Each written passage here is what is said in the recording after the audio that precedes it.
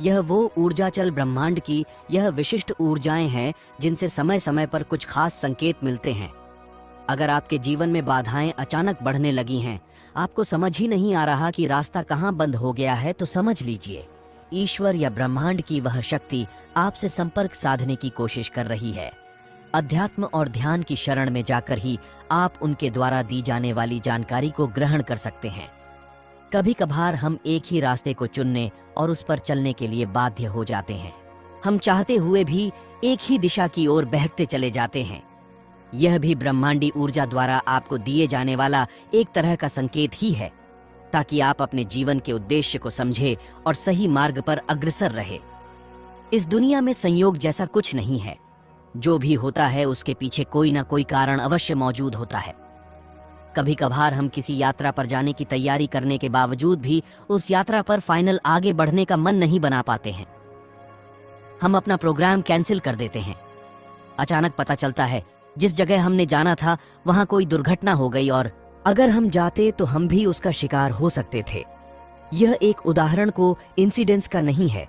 इसके पीछे उन शक्तियों का कमाल है जिसने आपके मस्तिष्क में घूमने के प्लान को कैंसिल करने के लिए बाध्य किया।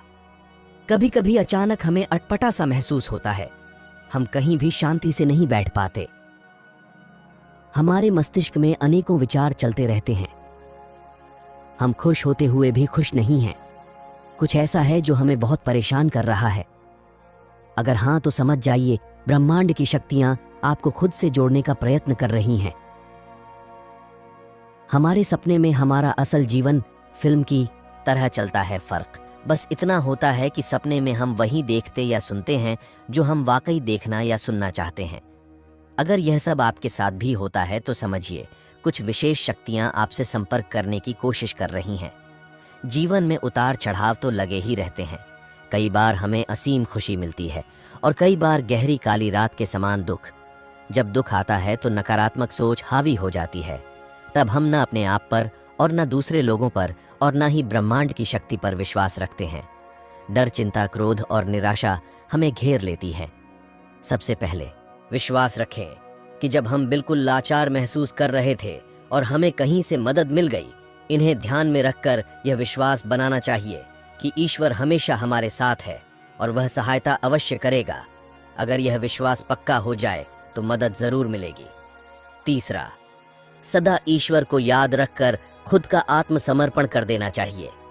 यह प्रार्थना करनी चाहिए कि जो हमारे लिए सबसे कल्याणकारी हो, ईश्वर वही करे, और यह विश्वास रखना चाहिए कि ईश्वर की मर्जी में ही हमारा हित है। ब्रह्मांड के पास देने के लिए अनंत असीम चीजें हैं। उन अनंत चीजों में से आपके लिए क्या सही है, यह ब्रह्मांड को ही तय करने दें। आप प्रकृति या ब्रह्मांड को अपना दिशा निर्देश करने दें। जो काम आपके पास है उसे ईमानदारी से करते रहे। सही समय आने पर आपको भी यह महान ब्रह्मांड पुरस्कृत करेगा।